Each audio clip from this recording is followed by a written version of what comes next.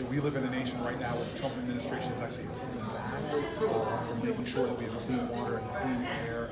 You see a lull in the last 10, 15 years in going after corporate polluters and holding them accountable.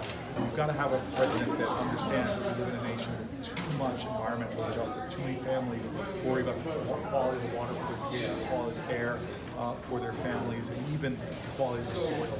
It's something that we'll be focusing on in this election, but more importantly as president, it's something that we'll be dealing with, helping us to make sure that as a birthright, every American has clean air, clean water, and clean soil. Senator, your reaction to Joe Biden? Look, I think that it's wonderful that all Democrats now have a big field of people, one of the most diverse fields, the most diverse field we've ever had in the presidential election. I think it's wonderful that folks have a lot of great choices. I believe I'm the best person for the nomination. That's why I'm in this race. And the way I learned about how to run in elections is to run like you are what I learned in high school track, which is you get in the blocks, you don't worry about the runner here next to you, or the runner on the other side of you, you run your race. And that's what I'm going to be doing, going straight to the people of South Carolina and making my case with all my heart, all my head, and thoughts and ideas, and really connecting in the grassroots retail way that I know I can. Well, happy early birthday, Senator. So what is your plan to help people to really get above the poverty level line? So first of all, you all see how she asked that question. She wished me happy birthday first. I would never get that out of Cruz. You ain't gonna get it either.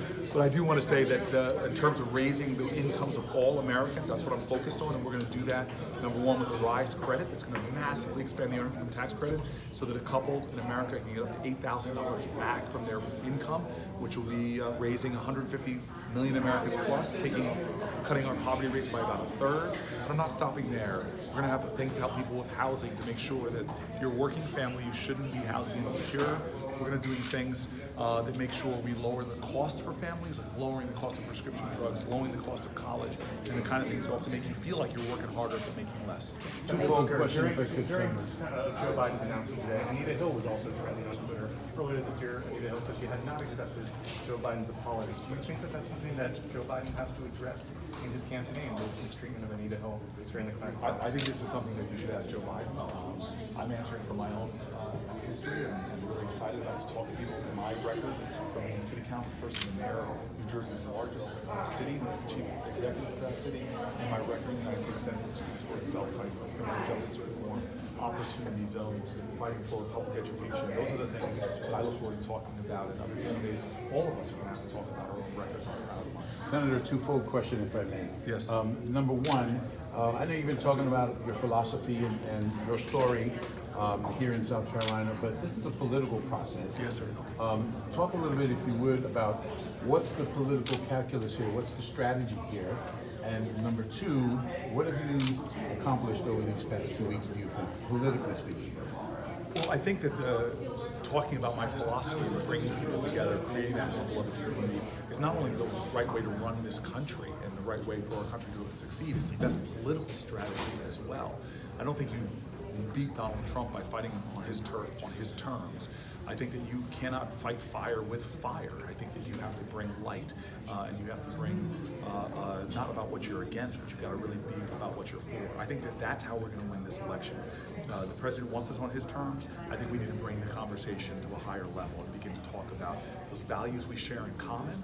We should have campaigns about healing, not about demeaning, but about redeeming, and that's what I think is best to win. And as far as these last 2 weeks, we've done about 10 states in 14 days talking about justice for all, economic justice, criminal justice, environmental justice here, justice in healthcare. There are so many issues that Americans know fundamentally just aren't fair. And I really do believe that we are in a nation that injustice anywhere is a threat to justice everywhere, and that we have too many people in our country that feel isolated in their struggle, but they're not. We have common pain, and what my campaign is all about is returning ourselves as a nation to a sense of common purpose where we deal with injustice.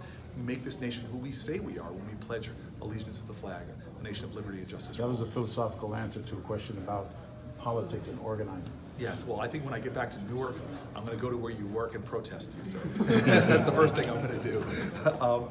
Look, I just want to be blunt, because this is the kind of back and forth that we have. You have to understand that this is one guy I told you not to let into the room. So just to be very clear with you, the way I will win this nomination is going directly to voters. I'm a guy that came up through retail politics in Newark, New Jersey. And the way you win elections is by bringing your message, your heart, and your ideas directly to voters. So you're going to see more town halls like this. You're going to see me in living rooms. You're going to see me in small businesses. I became mayor of the city of Newark by campaigning in retail. And in many of these states, that's the way you win. It's not about how many TV ads you can buy or how many radio spots you can buy. This is going to be an old-fashioned election. I think voters, with this many people in the race, are going to want to meet their candidate, hear directly from them, and understand their ideas. So we're organizing. We've hired a great team here on the ground in South Carolina, great teams in Iowa, New Hampshire, Nevada. We've been getting a lot of kudos from local media in those states because of the kind of people we're putting on the field. I'm an organizer. That's how we're going to win. We get kudos from people all around this country, except for my own hometown, man. What's up No, with I that? appreciate that.